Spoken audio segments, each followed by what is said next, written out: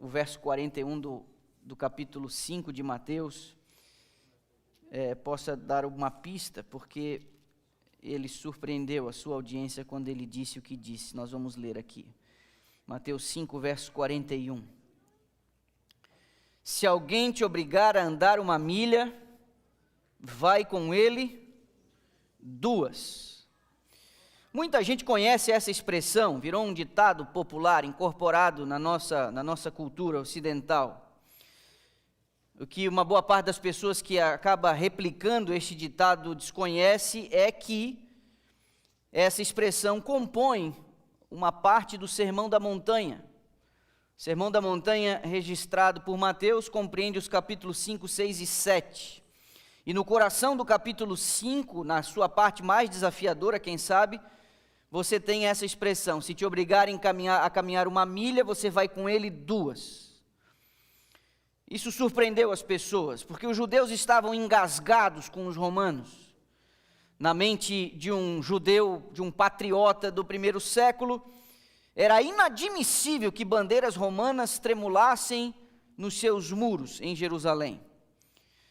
E havia uma expectativa criada e alimentada ao longo das eras, pelo menos dos últimos 3, 4 séculos, em torno da figura do Messias.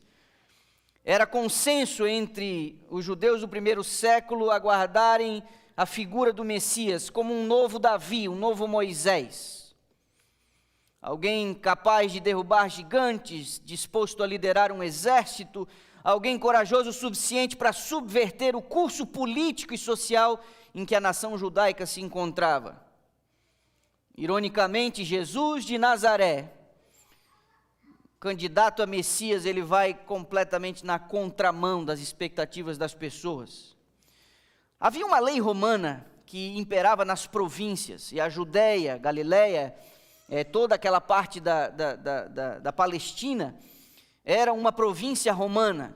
O encarregado naquele período, naquela época, especialmente no final da vida de Jesus, por aquela província romana era um tal de Pilatos, era o representante máximo do governo romano. E uma lei imperava nas províncias romanas: se um soldado romano exigisse de um judeu ou de qualquer pessoa de uma das muitas províncias, Roma era o império que por quase 6 séculos dominou o mundo conhecido, habitado.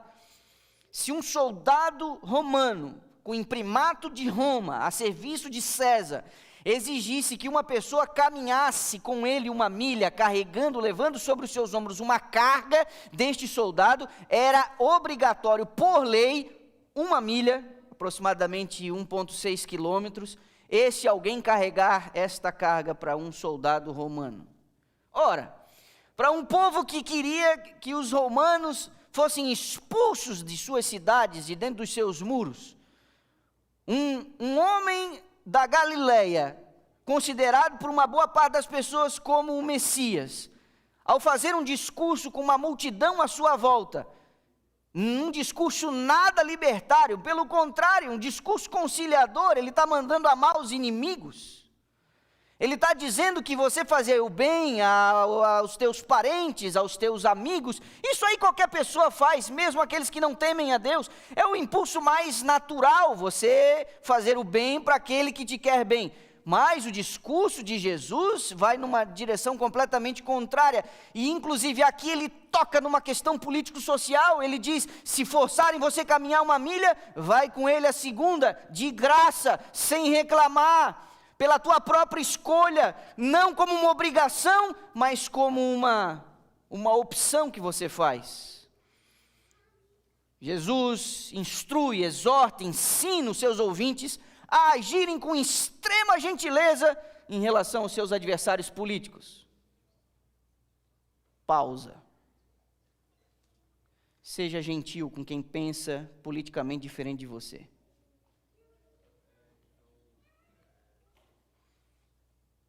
Isso era tudo que eles não queriam ouvir.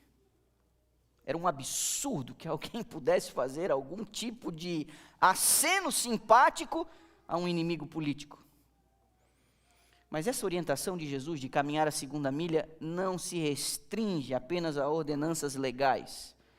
Esse negócio de caminhar a 2 milha, que virou ditado, é um estilo de vida que Jesus Cristo está sugerindo aos seus seguidores. Não tinha que ver apenas com soldados romanos, mas isso permeia, afeta todos os negócios da vida. Os da primeira milha, aqueles que costumam caminhar uma milha por obrigação, eles o fazem porque são forçados. Os que caminham uma segunda milha, eles não são forçados, eles fazem por princípio. Primeira milha é o caminho da galera, o caminho da multidão, é o caminho que todo mundo faz. Esse caminho está cheio de gente e está congestionado. Na primeira milha encontram-se aqueles que chegam na hora e saem na hora. Na primeira milha a gente vai ver as pessoas que fazem o trabalho ali até os 95, 96, 97%, o essencial.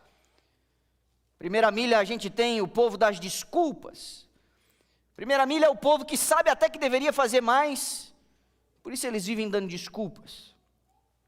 O povo da primeira milha quer se sentir inocente ao não darem tudo de si. Eles não gostam que reclamam deles, eles não gostam de ficar mal na foto. Então eles vão até o limite da não reclamação. Os da primeira milha, eles se perguntam, como é que eu posso fazer o mínimo e mesmo assim sobreviver no emprego, manter meu casamento, continuar salvo, ser considerado um bom cristão pela minha comunidade e Deus não torceu o nariz dele para mim? Como? Até onde eu vou? Até onde eu posso ir que não é pecado? Até onde eu posso ir que ninguém vai me censurar? Qual é o limite? Esse é o pessoal da primeira milha.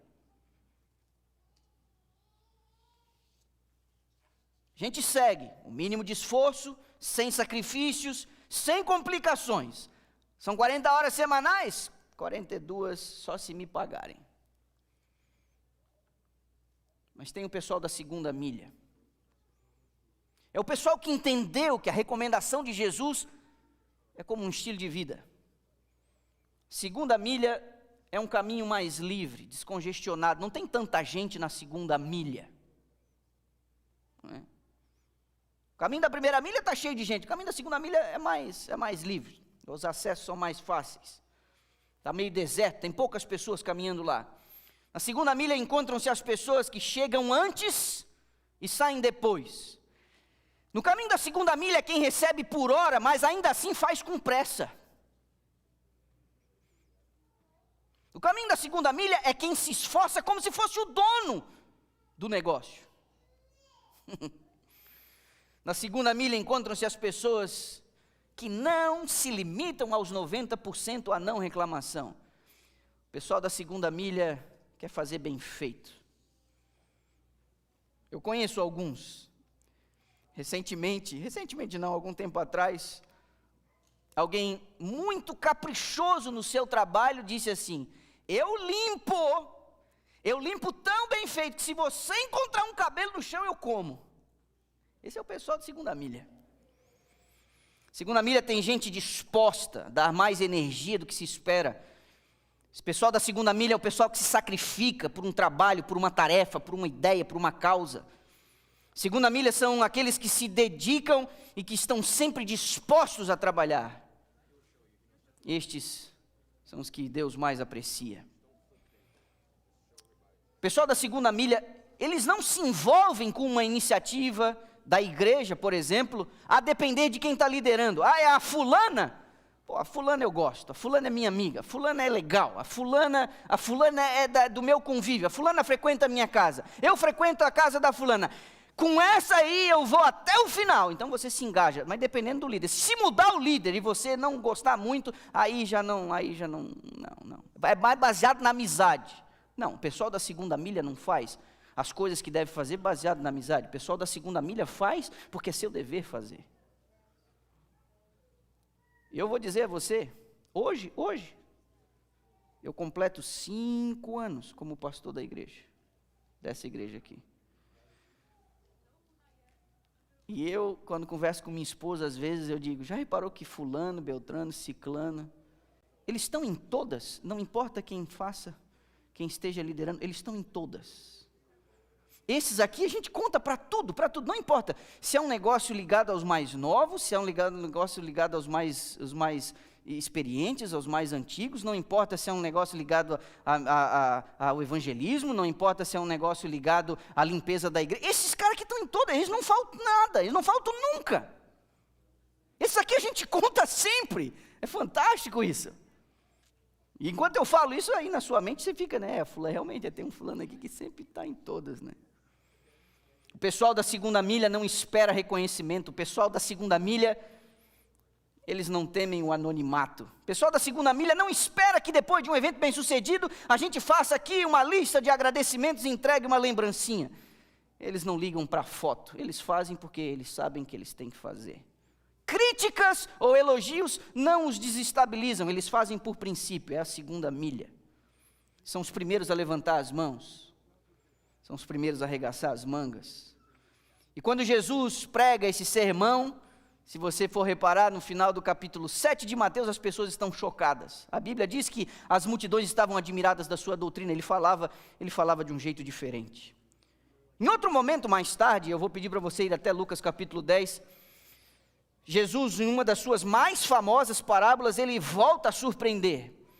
Ele acha por bem contar uma história que, na visão de muitos estudiosos, não é uma parábola, mas é uma história real e muito conhecida pela audiência, por causa de algumas características da história que fogem um pouquinho às características de uma parábola. Mas nós vamos, nessa manhã, não explorar a história inteira, ou a parábola inteira, porque nos interessa apenas um recorte.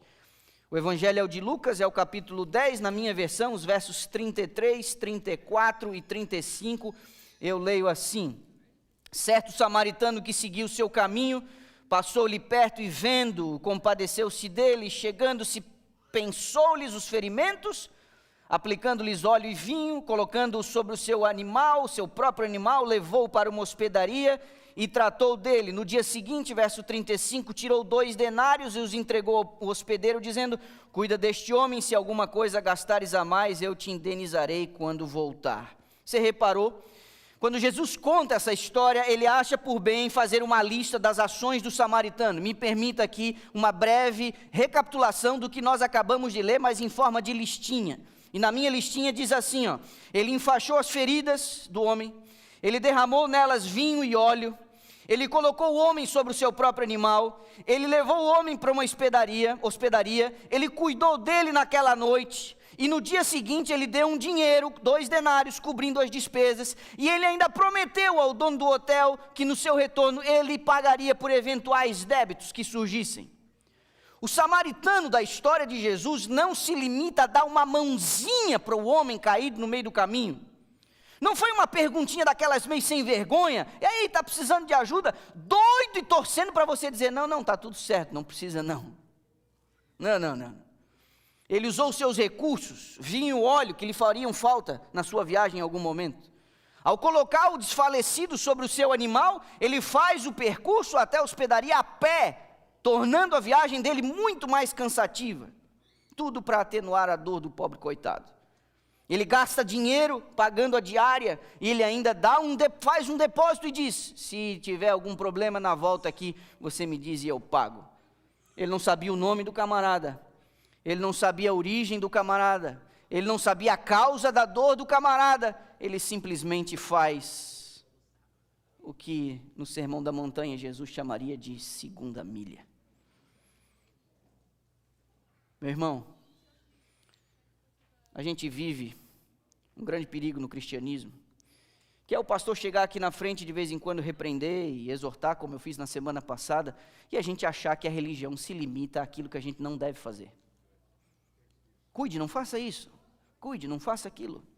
Cuide, não faça aquilo outro. Como se o cristianismo se resumisse aos nãos.